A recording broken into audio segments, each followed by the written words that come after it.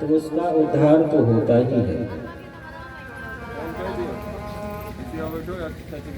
यदि मान लीजिए, क्योंकि जो पाप कर्म में लिप्त हो जाता है उससे भगवान का भजन, उससे भगवान की कथा श्रवण नहीं की जा सकती। हो ही भजन नहीं तामस देह।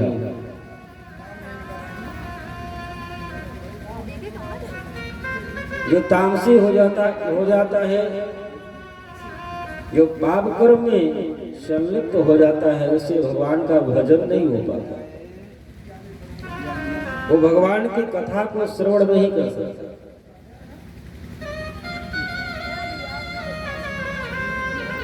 क्योंकि सत्संग संतों का सानिध्य ये भगवान की कृपा से ही मिलता है। बिन हरि कृपा मिले नहीं संता।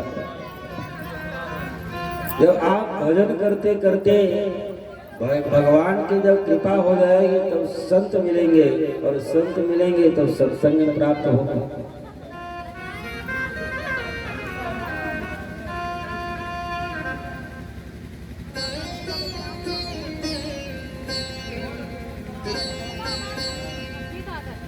कल आप लोग श्रवण कर रहे थे कि धुंधकारी ऐसे महापापी जो जन्म से लेकर मृत्यु पर्यंत केवल पाप कर्म ही किया, और पाप कर्म करते करते उसकी मृत्यु हो गई। लेकिन मृत्यु के पश्चात भी वो श्रीमद् भागवत कथा को श्रवण किया। भगवान स्वयं उसको वैकुंठ धाम से आकर के और विमान पर बैठा करके लेकर के। श्रीमद् भागवत की में वो शक्ति, वो सामर्थ्य है। श्री सूत जी महाराज कहते हैं कि ये भागवत कोई साधारण ग्रंथ, साधारण पोथी नहीं है। ये भागवत भगवान का ही स्वरूप है। क्योंकि जब द्वारिकाधीश भगवान कृष्ण अपनी लीला का संवरण करके जब जाने लगे तो उद्धव आकर के भगवान के चरणों में प्रणाम करके निवेदन करने लगे कि प्रभु, अब आप इस धरातल को छोड़ करके जा रहे हैं, हम जैसे भक्त अब किसके सहारे रहेंगे। तो भगवान ने कहा कि हम इस शरीर से तो जा रहे हैं, लेकिन अब धरातल पर कलयुग में मैं भागवत के स्वरूप में इस धरातल पर रहूंगा। ये स्वयं भगवान का ही स्वरूप है भागवत। श्री सूत जी महाराज कहते हैं, इदं भागवतम नाम पुराणं ब्रह्म संहितं उत्तम श्लोक चरितं चकार भगवान ऋषि। ये स्वयं भागवत 4 श्लोक में था। एक प्रात पार्वण परमेश्वर भगवान नारायण के मुख से निकला 4 श्लोक, उसी को भागवत कहते हैं। सतयुग, द्वापर और त्रेता तक ये भागवत 4 ही श्लोक में थे। लेकिन इसकी व्याख्या क्यों की गई? क्योंकि द्वापर, त्रेता और सतयुग में जो मानव होते थे उनको इतना ज्ञान था कि वो 4 ही श्लोक से संपूर्ण भागवत को समझ सकते थे। लेकिन कलयुग में मंदास मंद मतयो मन भाग्याय कृताः। कलयुग के मानव की बुद्धि उतनी तीव्र नहीं होगी, उस बात को समझ नहीं पाएंगे। इसलिए श्री व्यास जी महाराज को चतुश्लोकी भागवत को 4 श्लोक का ये जो भागवत था, इसको 18,000 श्लोकों में व्याख्या कर लिया। सूची से शौनक जी ने प्रश्न किया कि महाराज, ये व्यास जी महाराज कौन थे? आपके गुरुदेव के पिताजी थे, लेकिन आप इनके बारे में कुछ हमको बताने की कृपा करें। सूची महाराज कहते हैं कि भगवान नारायण के द्वारा ब्रह्मा की उत्पत्ति हुई और ब्रह्मा के पुत्र हुए वशिष्ठ जी महाराज। ब्रह्मा जी के मानसिक पुत्र वशिष्ठ जी महाराज, वशिष्ठ जी के पुत्र हुए शक्ति और शक्ति के पुत्र पराशर और पराशर सत्यवती जी के द्वारा व्यास जी का जन्म हुआ। व्यास जी जन्म लेने के बाद में कुछ दिन के बाद में वो अपने माता पिता के चरणों में प्रणाम करके हिमालय पर्वत सरस्वती नदी के किनारे पहुंच गए। कठिन तपस्या करने के लिए बैठे, आंख मूंद करके भगवान का ध्यान जो ही लगाते हैं उनको संसार दिखाई पड़ने लगा कि आने वाला समय कलयुग होगा। कलयुग के मानव की आयु बहुत कम होगी, उनका उद्धार कैसे हो? क्योंकि सनातन धर्म को सही रास्ता दिखाने वाला तो केवल वेद है और इन वेद के मंत्रों के, वेद की ऋचाओं को कलयुग के जीव समझ नहीं पाएंगे। तो एक वेद था, उसका 4 विभाग किए, ऋग्वेद, यजुर्वेद, सामवेद, अथर्ववेद, लेकिन तब फिर भी मन को शांति न मिली। लेकिन वेद पर अधिकार केवल ब्राह्मणों का ही है।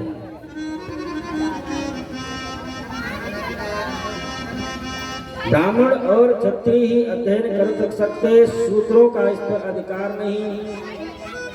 इसलिए व्यास जी ने महाभारत जैसे ग्रंथ की रचना कर डाली, लेकिन तब फिर भी मन को शांति न मिली।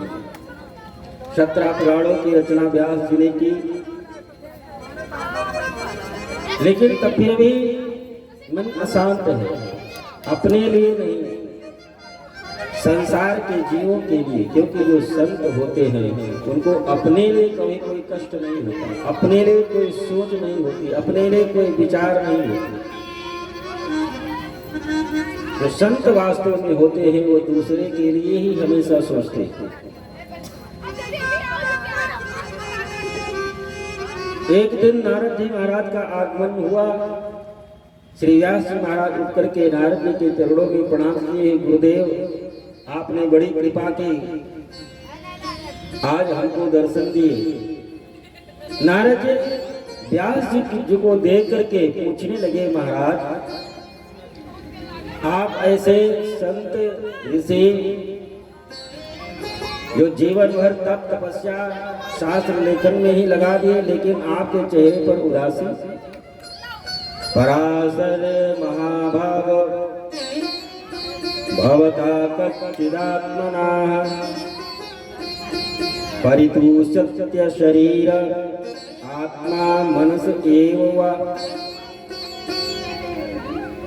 नारद जी व्यास जी से पूछते हैं कि महाराज आपका मन, आपका शरीर, आपका ठीक तो है?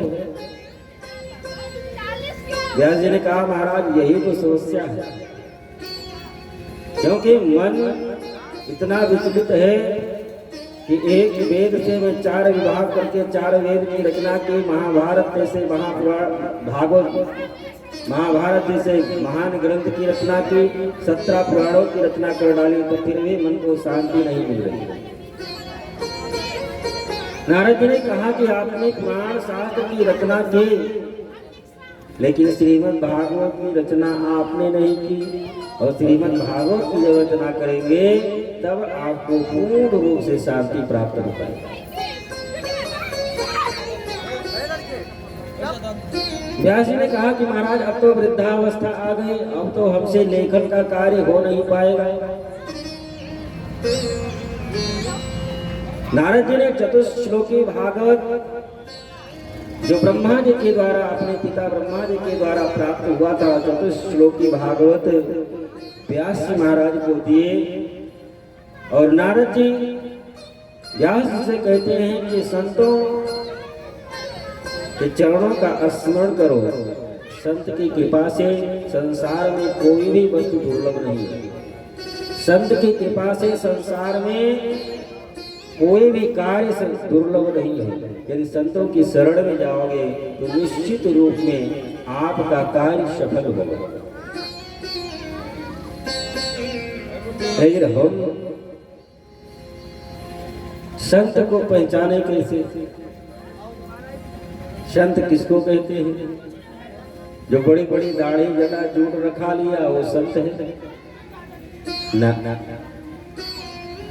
जो लाल पीले कपड़े पहन लेने वाला संत है ना?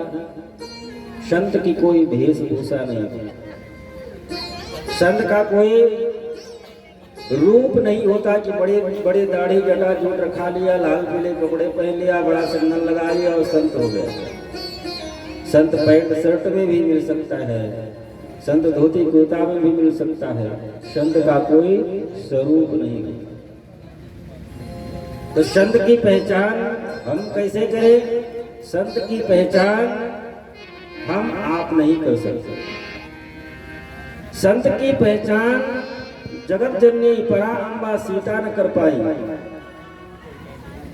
संत की पहचान जो ज्ञानियों में अग्रण्य है श्री हनुमान जी महाराज, संत की पहचान हनुमान जी महाराज नहीं कर पाए।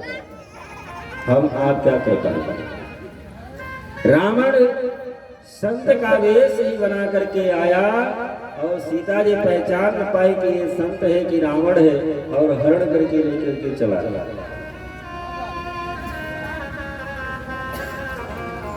हनुमान जी महाराज जब संजीवनी बूटी लेने के लिए लंका से हिमालय की तरफ बढ़े तो कालनेमी साधु का वेश बना करके ही आया और हनुमान जी महाराज पहचान न पाए। एक मकड़ी न मिली होती तो रात भर उसी के चक्कर में फंस जाते और लक्ष्मण जी की मूर्छा नहीं थी। तो संत की पहचान जब हनुमान जी महाराज जैसे ज्ञानियों में अग्रणी हो न कर पाए, जगत जननी परम्बा सीता न कर पाए, तो संत की पहचान हम आप कैसे कर सकते हैं? किसको हम संत माने, किसको पाखंडी माने? संत का दर्शन और संत का मिलन, बिना हरि कृपा मिले नहीं संता। जब भगवान का भजन करते करते और भगवान की जब कृपा हो जाएगी तो संत अपने आप मिल जाएंगे। और संत तो संसार में जो भगवान में जिस कार्य को न कर सकते वो कार्य संतों में सामर्थ्य है करने।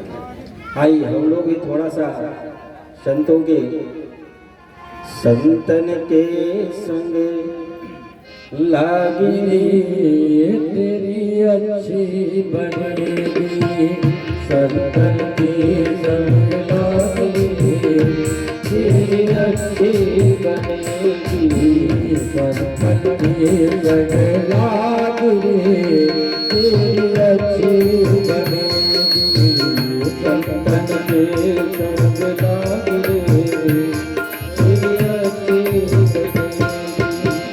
अच्छी बनेगी तेरी बिगड़ी बनेगी, अच्छी बनेगी तेरी बिगड़ी बनेगी, अच्छी बनेगी तेरी बिगड़ी बनेगी, अच्छी बनेगी तेरी बिगड़ी बनेगी।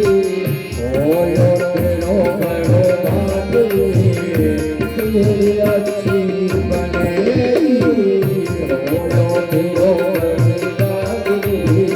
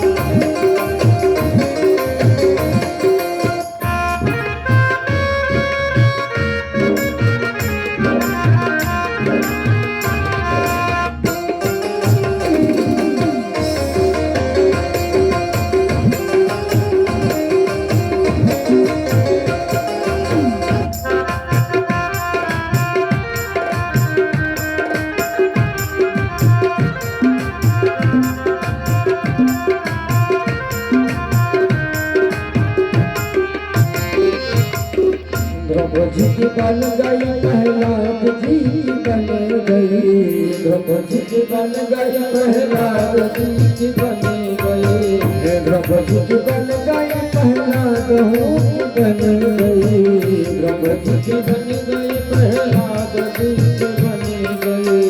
जादू के तो जादू में तेरी अच्छी बनेगी, जादू के तो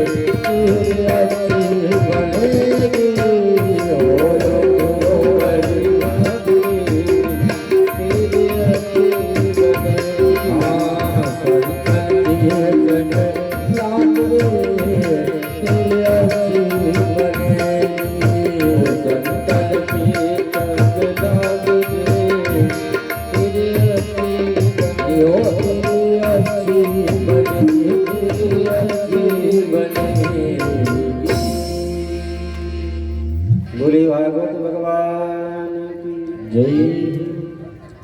नारद जी महाराज शरण। नारद जी महाराज श्री व्यास जी से कहते हैं कि आप संतों की शरण में जाएं, उनका स्मरण करें, निश्चित रूप में आपका कार्य सफल होगा। नारद जी किसी और का उदाहरण न देकर के अपना ही उदाहरण नारद जी व्यास जी को देते हैं। अहम पुराते भवे अभवं मुनि दास्यास्तु कस्यचन वेदवादिनम्। नारद जी ने कहा कि मैं पूर्व जन्म में एक दासी का पुत्र हूं। मेरी माँ एक आश्रम में साधु संतों की सेवा किया करती थी, जूठे बर्तन धुला करती थी, जो संत कहते उनका कार्य किया करती थी। मैं छोटा सा था, आश्रम में एक बार चातुर्मास करने के लिए कुछ साधु संत आए और साधु संत जब आश्रम में आए तो सायंकाल जब बैठ कथा सुनाते थे तो बैठ करके मैं भी बड़े प्रेम से सुना करता था। जब संत भगवान का भजन करते कीर्तन करते, नारद कहते हैं उनके साथ में मैं भी भजन कीर्तन करता, बड़ा आनंद आता। उन संतों के साथ 4 महीने व्यतीत हो गए, बड़ा आनंद आया। लेकिन जब 4 महीना पूर्ण हुए, उस संत जब आश्रम से जाने लगे तो हमको बड़ा कष्ट हुआ कि मैं भी संतों के साथ में जाऊं, क्योंकि अब ये संत सब चले जाएंगे तो भगवान का भजन, भगवान की कथा नहीं मिल पाएगा। नारद जी कहते हैं मेरी छोटी सी उम्र थी, मैं संतों के चरणों में जाकर के प्रणाम करके निवेदन करके कहने लगा कि महाराज आप लोग जा रहे हैं, हमको भी साथ में लेकर के चलिए, क्योंकि आप लोग चले जाएंगे तो भगवान की कथा और भगवान का संकीर्तन भजन वो प्राप्त नहीं हो पाएगा।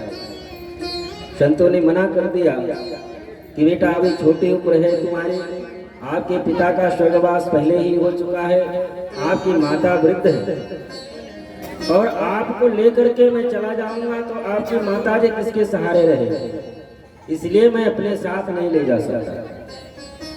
लेकिन मैं तुमको एक मंत्र देता हूँ, इस मंत्र का जाप किया करना और निश्चित रूप में आपको भगवत प्राप्ति हो जाएगी। संत मंत्र बता करके चले गए। नारद जी कहते हैं कुछ दिन के बाद में मेरी माँ गौ दोहन करने के लिए गई थी, उसको सर्प ने डस लिया, उसकी मृत्यु हो गई।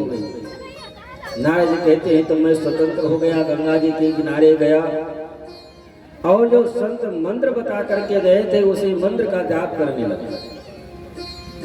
और संतों की ऐसी कृपा हुई कि संत के द्वारा बताए हुए मंत्र के जाप के प्रभाव से एक दिन वो पूर्ण पावन परमेश्वर परमात्मा हमारे हृदय में आकर के हमको दर्शन दिया और उस दर्शन को प्राप्त करके इतना आनंदित हुआ।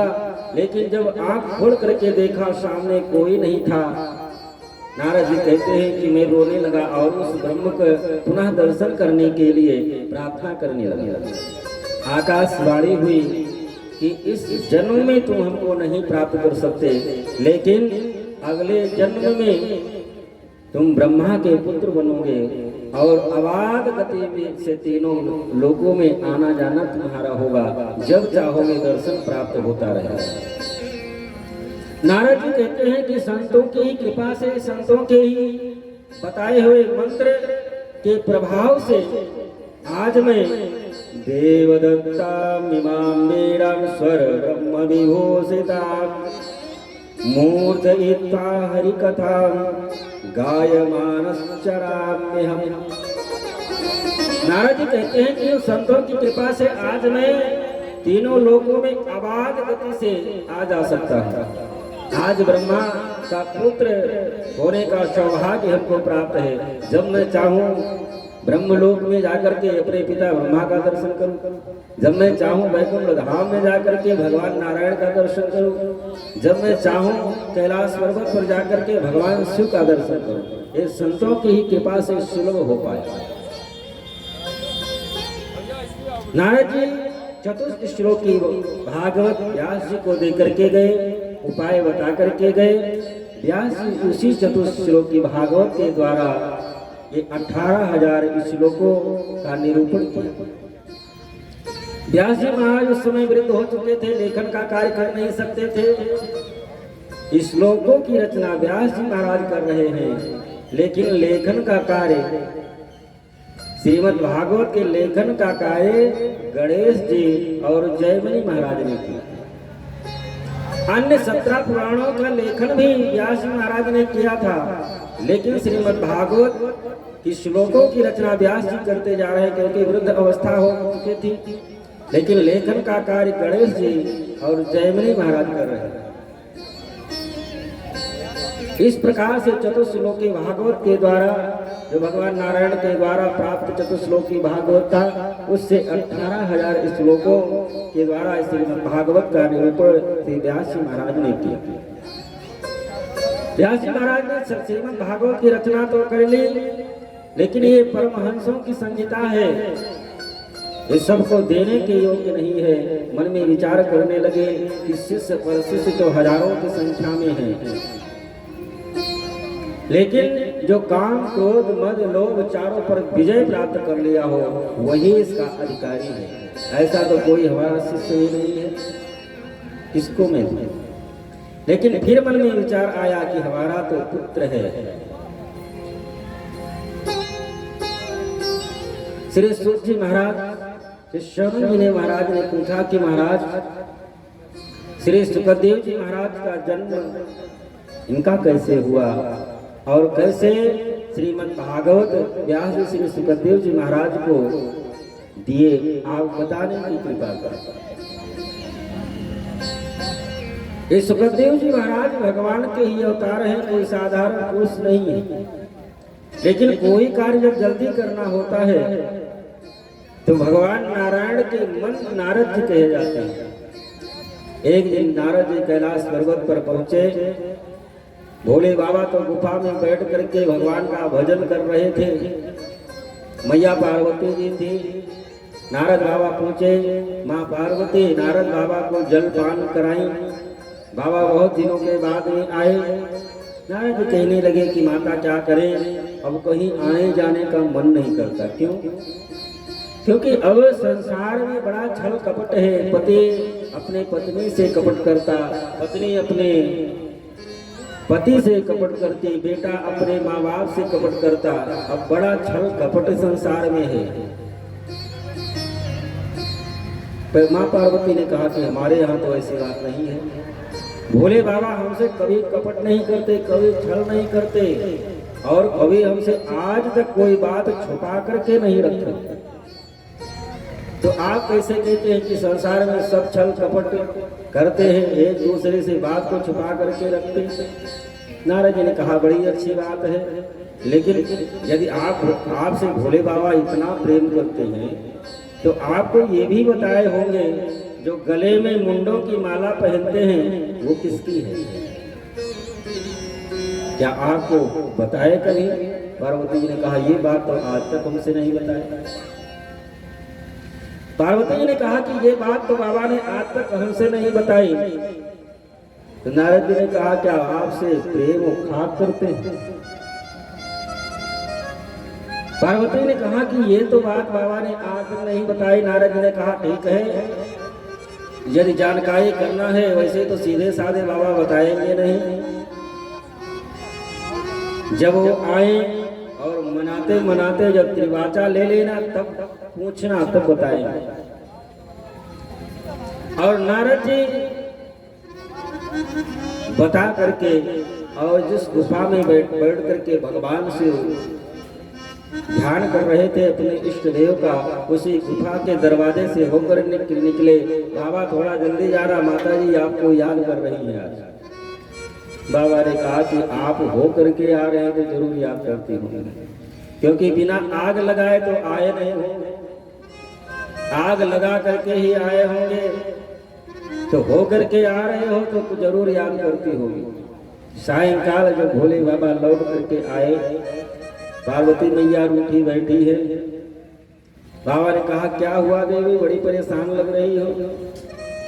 पार्वती मैया ने कहा कि आप जितने ऊपर से गोरे हो लेकिन उतनी उससे ज्यादा भी तुम्हारा हृदय का काला है।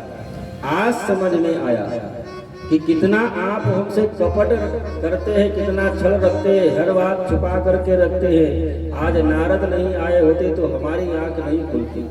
भोले बाबा ने कहा लगता है कुछ अधिक ही आंख खोल गए। बताओ देवी क्या बात है? ऐसे में नहीं बताऊंगी, आप बताओ कि जो मैं पूछूंगी आप बताओगे? भोले बाबा ने कहा देवी पूछो तो मैं बताऊंगा। नहीं ऐसे नहीं, त्रिवाचा हमको दीजिए। भोले बाबा ने कहा कि ठीक है देवी मैं बताऊंगा बताऊंगा बताऊंगा।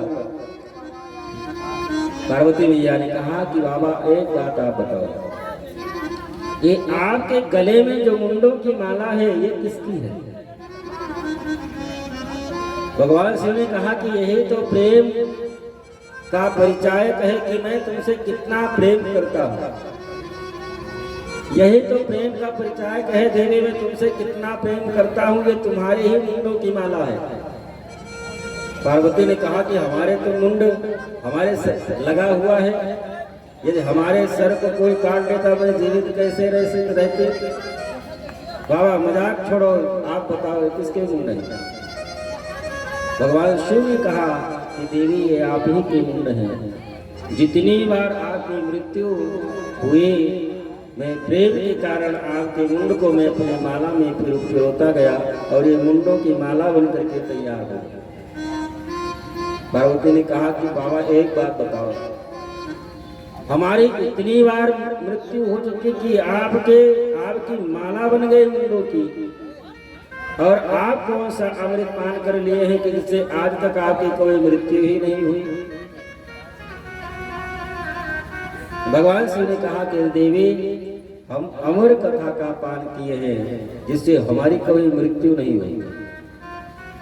पार्वती ने कहा वो अमर कथा आप हमको भी सुनाएं। वो अमर कथा आप हमको भी सुनाएं। तो कौन सी है अमर कथा? भोले बाबा ने कहा कि वो अमर कथा का नाम है श्रीमद् भागवत कथा। पार्वती ने कहा कि बाबा आप हमको सुनाएं। पार्वती जी के कहने पर भगवान शिव पार्वती जी को गुफा में लेकर के गए और श्रीमद् भागवत का कथा पार्वती जी को सुनाने लगे। और कथा सुनाते सुनाते कथा प्रसंग में कोई ऐसी कथा आई जिससे पार्वती जी की समाधि लग गई। जबकि भोले बाबा पार्वती जी से बता चुके थे कि देवी एक काम करना कि मैं भगवान का ध्यान करके मैं आपको कथा सुनाता रहूंगा, लेकिन बीच बीच में हुकारी भरते रहना, जिससे हमको ये पता चलता रहे कि आप कथा को सुन रही हैं। आप हुकारी बनना बंद करेंगे, कथा बंद हो जाएगी।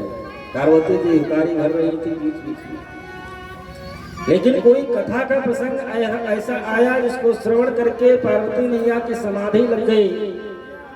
अब हुकारी कौन भरे, लेकिन वहीं पर एक अंडा था और श्रीमद् भागवत के प्रभाव से वो अंडे में भी वो सामर्थ्य ताकत आई, वो अंडा फूट गया, उसमें से जो बच्चा निकला सुग्गे का, वो मन में विचार करने लगा कि बाबा कथा सुना रहे थे, इतना सुंदर कथा, लेकिन पार्वती मैया अब तो समाधिस्थ हो गई है, तो हुकारी भर नहीं रही, बाबा अभी कथा बंद कर देंगे। तो सुग्गे का स्वभाव होता है, जैसा सुनता है वैसा ही बोलता है। जिस प्रकार से हुकारी पार्वती मैया भर रहे थे, उसी प्रकार से उस सुग्गे का बच्चा हुकारी भरने लगा। और जब कथा संपन्न हो गई और भगवान शिव ने जयकारा जब लगवाए, बोलिए भागवत भगवान की जय, तो समाधि जब टूटी पार्वती मैया की, तो पार्वती मैया ने कहा बाबा तो इसके बाद में क्या हुआ। आप भोले बाबा चौंक गए कि हमने तो पूरी कथा सुना दी, हमने तो संपूर्ण कथा सुना दी, अब ये तो बीच से पूछ रही हैं कि इसके आगे क्या हुआ। ये बीच में हुकारी कौन भर रहा था, इसका मतलब किसी ने हमारी अमर कथा का चोरी किया है, मैं उसको जीवित नहीं छोड़ूंगा। जिसने भी अमर कथा का चोरी किया मैं उसको जीवित नहीं छोड़ूंगा। भगवान शिव अपने त्रिशूल को उठाए, उस सुग्गे का बच्चा वहां से उड़ा और भागता हुआ व्यास जी के कुटिया पर पहुंच गया। और उस समय व्यास जी की पत्नी बीटिका आश्रम में बैठी हुई थी, जम्हाई ले रही थी, और मुख के द्वार से ही श्री सुखदेव जी महाराज गर्भ में प्रविष्ट हो गए। भोले बाबा भी पीछा करते हुए व्यास जी महाराज की कुटिया पर पहुंचे। व्यास जी महाराज भोले बाबा के चरणों में प्रणाम किए, बाबा आज इतने लाल पीले क्यों। भगवान शिव ने कहा कि तुम्हारे घर में एक चोर घुसा है, मैं उसको जीवित नहीं छोड़ूंगा। महाराज आपके पास में कौन सी ऐसी धन संपत्ति है चोर चोरी करके ले आएगा। भगवान शिव ने कहा कि अमर कथा का चोरी किया है। व्यास जी ने कहा कि बाबा एक बात बताओ, यदि वो अमर कथा का पान कर लिया है तो क्या आप उसको मार पाएंगे। भोले बाबा ने कहा ये तो हम भूल ही गए थे। भोले बाबा ने कहा ये बात तो हम भूल ही गए थे। भगवान शिव वापस लौट करके आए। यही श्री सुखदेव जी महाराज व्यास जी की पत्नी बीटिका के गर्भ में 12 वर्षों तक रहे। गर्भ से बाहर नहीं आ रहे, क्योंकि गर्भ से बाहर आएंगे तो संसारिक जो भगवान की माया है ये ऐसे घेर लेगी कि इसी में फंस करके रह जाएंगे और भगवान का भजन नहीं हो पाएगा। व्यास जी महाराज कई बार निवेदन किए, लेकिन गर्भ से बाहर नहीं आए। स्वयं परमेश्वर परमात्मा भगवान नारायण आकर के जो आश्वासन देते हैं, सुखदेव जी महाराज आप बाहर आइए, आपको हमारी माया का प्रभाव आपके ऊपर नहीं पड़ेगा। आपको काम क्रोध मद लोभ ईर्ष्या द्वेष जो संसारिक शत्रु हैं आपके ऊपर कोई प्रभाव न डाल पाएंगे। जब भगवान स्वयं आश्वासन देते हैं, श्री सुखदेव जी महाराज गर्भ से बाहर निकले और गर्भ से बाहर निकलते ही माता पिता के चरणों में प्रणाम करके जंगल की तरफ चल पड़े। श्री सुखदेव जी महाराज जंगल के तरफ चल पड़े। पिताजी आवाज देते रहे, व्यास जी महाराज आवाज देते रहे, लेकिन वापस लौट करके नहीं आए।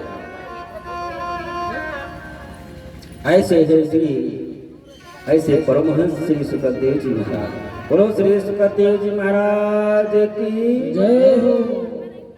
लेकिन व्यास महाराज ने जब भागवत की रचना कर ली, मन में विचार करने लगे परमहंसों की संगीता इसको प्रदान करें, इसके योग्य तो केवल हमारा पुत्र सुखदेव ही है। लेकिन वो तो परमहंस है, उसको तो संसार से कोई लेना देना नहीं। जन्म लेते ही जंगल में चला गया, लौट करके आए तब ना दे। तो व्यास जी महाराज अपने शिष्यों को भागवत के 4 श्लोकों को रटा करके भेजे, जहां पर श्री सुखदेव जी महाराज बैठ करके तप कर रहे थे। और व्यास जी के वो 4 शिष्य आकर के भागवत के श्लोक का गायन करते हैं। श्री सुखदेव जी महाराज जहां पर बैठे हुए हैं। बरहापीडं नटवरवपु कर्णयोर कर्णिकारं बिभ्रदवासा कनककवशं वैजयन्तीं च मालां रन्ध्रान् वेणुर्रधरसुधया पूरयन् गोपवृन्दैः वृन्दारण्यं स्वपदरमणं प्राविशद गीतकीर्तिः। इस श्लोक के माध्यम से भगवान के रूप सौंदर्य का वर्णन व्यास जी महाराज ने किया है कि भगवान सायंकाल के समय गौचारण करके वापस लौट करके आए हैं और इनका इतना सुंदर स्वरूप है, उनके स्वरूप का वर्णन किया। श्री सुखदेव जी महाराज इस श्लोक को सुन करके आंख तो खोले, लेकिन फिर मन में विचार करने लगे कि वो परात्पर पार्वर परमेश्वर परमात्मा सुंदर है, उसका स्वरूप सुंदर है, वो सब कुछ ठीक है, लेकिन बहुत ऐसे होते हैं कि देखने में ऊपर से तो बड़े अच्छे लगते हैं, लेकिन उनका हृदय बड़ा कठोर होता है। श्री सुखदेव जी महाराज पुनः समाधिस्थ हो गए। दूसरा श्लोक जब बट ब्रह्मचारियों ने गायन किया उनके स्वभाव के बारे में, क्योंकि रूप तो सुंदर है, लेकिन अब स्वभाव के बारे में श्लोक का गायन किया।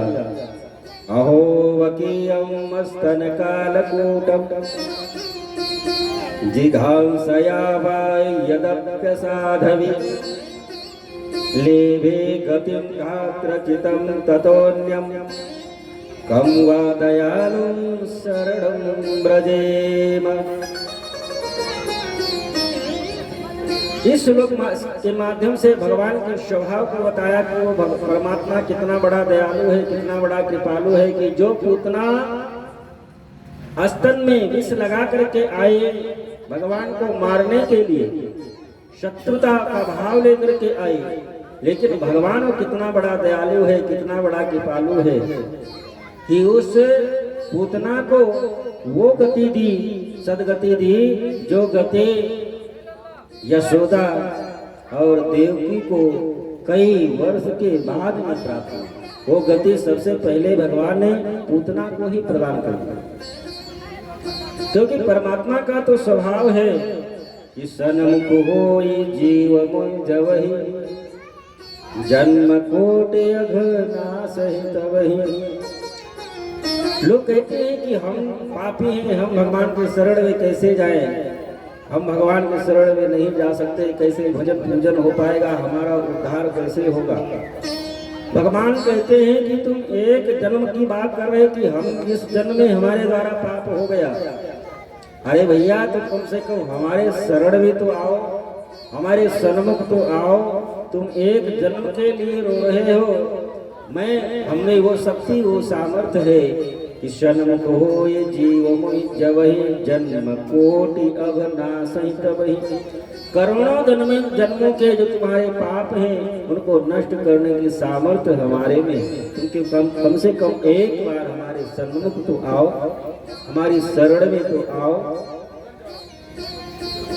जब भगवान के स्वभाव के बारे में श्री सुखदेव जी महाराज ने सुना तो उठ करके उन बटु ब्रह्मचारियों से कहने लगे, बेटा ये श्लोक बड़े सुंदर हैं, ये श्लोक आप लोगों को कहाँ से प्राप्त हुआ और सुनाओ ना।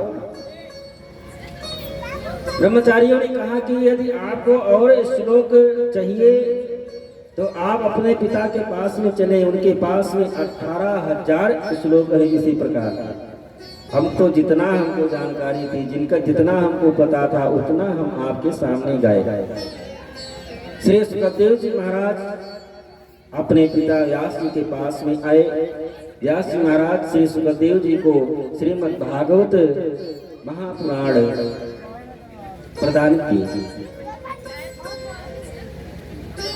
श्री सूत जी महाराज से श्रवण जी ने कहा कि महाराज ये श्रीमद् भागवत परमहंसों की संहिता है, ये श्रीमद् भागवत इतना महान ग्रंथ है, इस श्रीमद् भागवत की इतनी बड़ी महिमा है, तो श्री राजा परीक्षित को ही श्री सुखदेव जी महाराज सबसे पहले श्रीमद् भागवत कथा क्यों श्रवण कराए?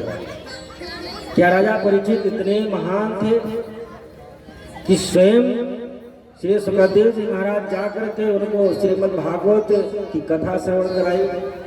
ये राजा परीक्षित कौन है? आप हमको बताने की कृपा करें।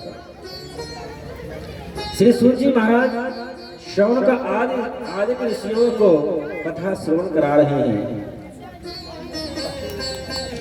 श्री सूत जी महाराज कहते हैं कि राजा ऋषियों,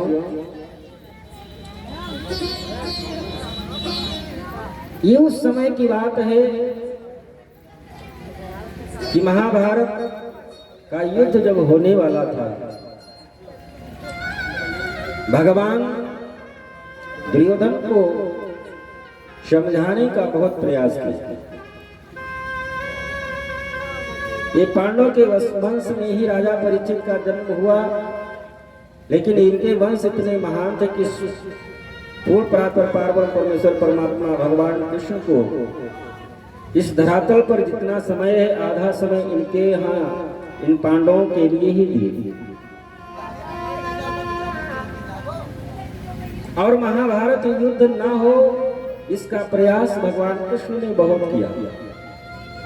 दुर्योधन को समझाने के लिए जब गए, पांडव का दूत बन करके भगवान, और दुर्योधन को जब समझाने लगे कि पांडवों को 12 वर्ष का वनवास, 1 वर्ष का अज्ञातवास आपने दिया, उसको पूर्ण करके वापस आ गए।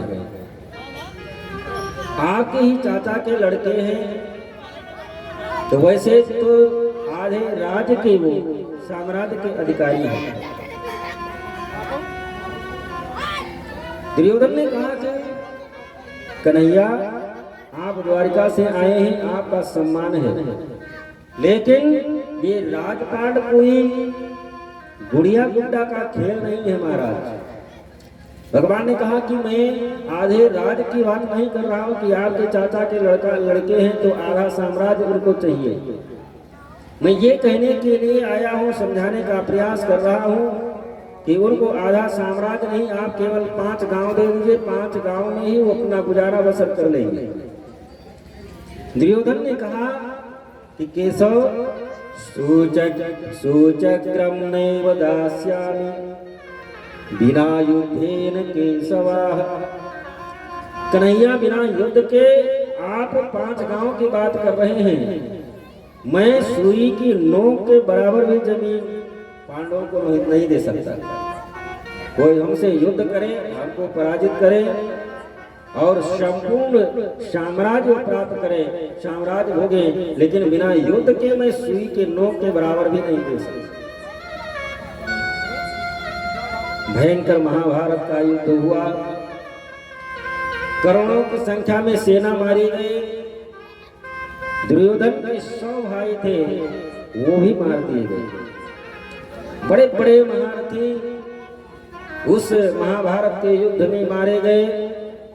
और यदा मृदे कवरो सृंजयान वीर व्यतो वीर गतिं गतेषु मृकोदरावित्त गदा विमरसा भगनोरुदंडे धृतराष्ट्रपुत्रे। भीम ने दुर्योधन की कमर पर गदा का प्रहार किया और उसकी कमर टूट गई है और वो युद्ध स्थल में पड़ा हुआ है। दुर्योधन युद्ध स्थल में पड़ा हुआ है, भीम के गदा के प्रहार से कमर टूटी है। और द्रोणाचार्य के पुत्र अश्वत्थामा मन में विचार किया कि हमारा मित्र दुर्योधन युद्ध स्थल में पड़ा हुआ है, चल करके देखो। अश्वत्थामा आया और दुर्योधन से कहने लगा, मित्र आपकी दशा ये देखी नहीं जा रही, आपकी ये दुर्दशा देखी नहीं जा रही। आप इतने बड़े महारथी, आपके 100 भाई युद्ध में मार दिए गए और हमारे पिता द्रोणाचार्य, कृपाचार्य, अश्वत्थामा ऐसे बड़े बड़े महारथी भी इस महाभारत के युद्ध में मारे गए। लेकिन आप सेना नायक की जो नियुक्ति की चुनाव किया, आपने वो सही चुनाव नहीं कर पाए। महाराज कर्ण और विदर्भ की जगह पर यदि आप हमको सेनापति बनाए होते तो शायद जो गति आपकी आज हुई है तो आपकी गति नहीं हुई होती। दुर्योधन ने कहा, मित्र अश्वत्थामा, अभी मैं जीवित हूं, जब तक मैं जीवित हूं तब तक मैं इस साम्राज्य का अधिकारी हूं और अभी भी मैं जो चाहूं वो कर सकता हूं। हमारे मरने के बाद में ही कोई दूसरा राजा हमारे साम्राज्य का हो सकता है। अब मैं तुमको आज अपना सेनापति नियुक्त करता हूं, देखता हूं कि हमारे लिए आप क्या कर सकते हैं। दुर्योधन अश्वत्थामा को अपना सेनापति नियुक्त किया। अश्वत्थामा ने कहा कि मित्र आप चिंता मत करें, आप, दुर्योधन ने कहा कि हमारे 100 भाई मार दिए गए, इतनी बड़ी करोड़ों की संख्या में सेना थी, 18 अछोड़ी सेना सब मार दी गई, लेकिन उधर के 5 के 5 अभी जीवित हैं। उन 5 में से यदि एक भी मार दिया गया होता तो हमारी मृत्यु आसानी से हो सकती थी, क्योंकि हमको ऐसा आशीर्वाद मिला हुआ है कि हमारी मृत्यु जब अत्यंत खुशी और अत्यंत कष्ट दोनों एक साथ में होगी तभी हमारी मृत्यु हो सकती। दुर्योधन ने कहा कि 5 में से यदि एक भी मार दिए गए होते तो मैं आसानी से मर जाता, लेकिन हमारे 100 के 100 भाई मार दिए गए, उधर के 5 के 5 अभी जीवित हैं। अश्वत्थामा ने कहा, मित्र दुर्योधन आप चिंता मत करें, आप एक की बात कर रहे हैं, मैं 5 का सर आज रात में काट लेकर के आऊंगा, आपके सन्मुख रखूंगा। अश्वत्थामा ने प्रतिज्ञा कर ली और 5 पांडवों को मारने के लिए नंगी तलवार लेकर के निकल पड़ा,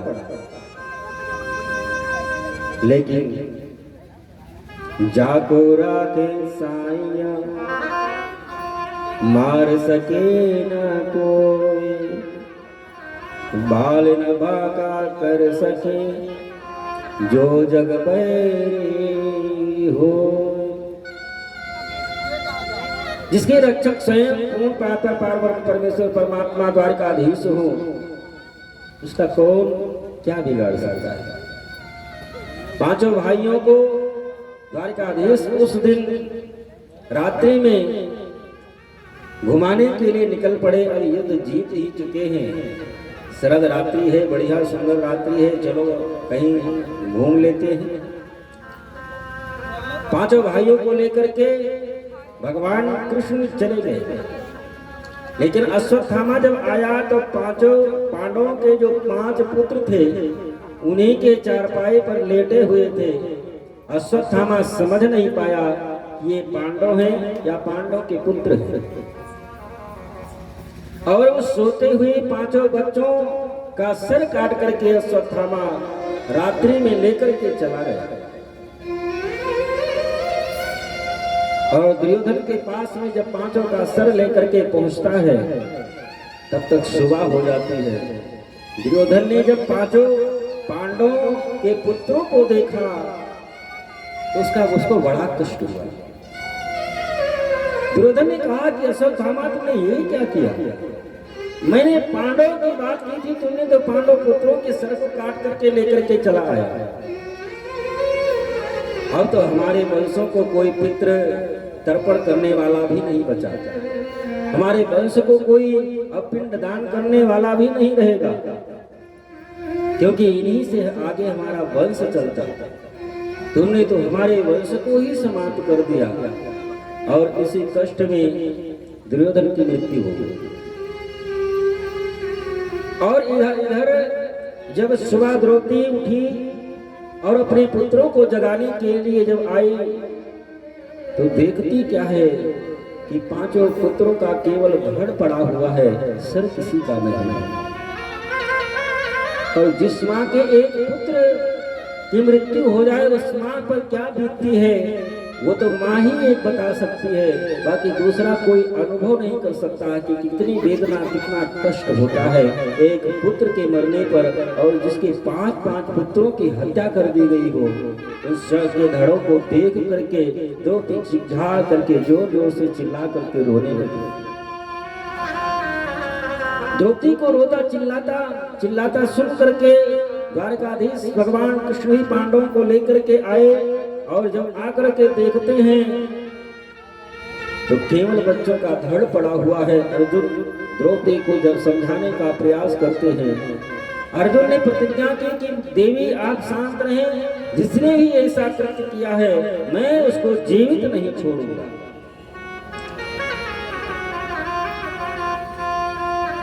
दुर्योधन अर्जुन प्रतिज्ञा किए और मन में विचार किए कि ऐसा कृत्य अब कोई करने वाला तो है नहीं, ये गुरु द्रोणाचार्य का पुत्र अश्वत्थामा ही है जो ऐसा कृत्य किया होगा।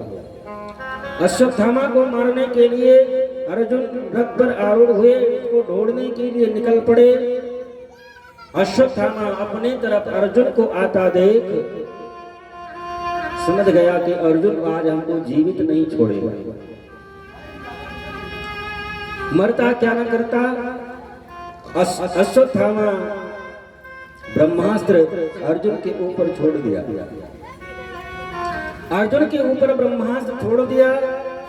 अर्जुन ने अपनी तरफ ब्रह्मास्त्र आते हुए देख करके भगवान के चरणों में गिर करके प्रार्थना करने लगे, प्रभु कृष्ण कृष्ण महाबाहो भक्तानां अभयंकरः त्वमेको दह्यमानानां पवर्गोऽसि संश्रिते।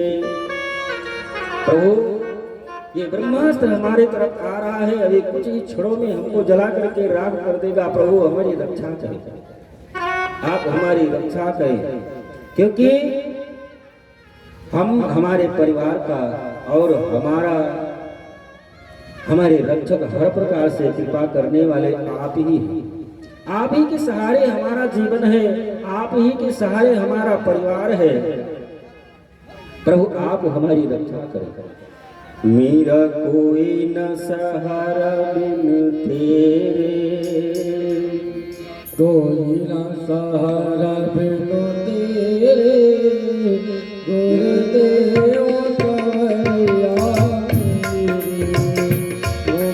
कोई न सहारा बिन तेरे, नंदलाल संवरिया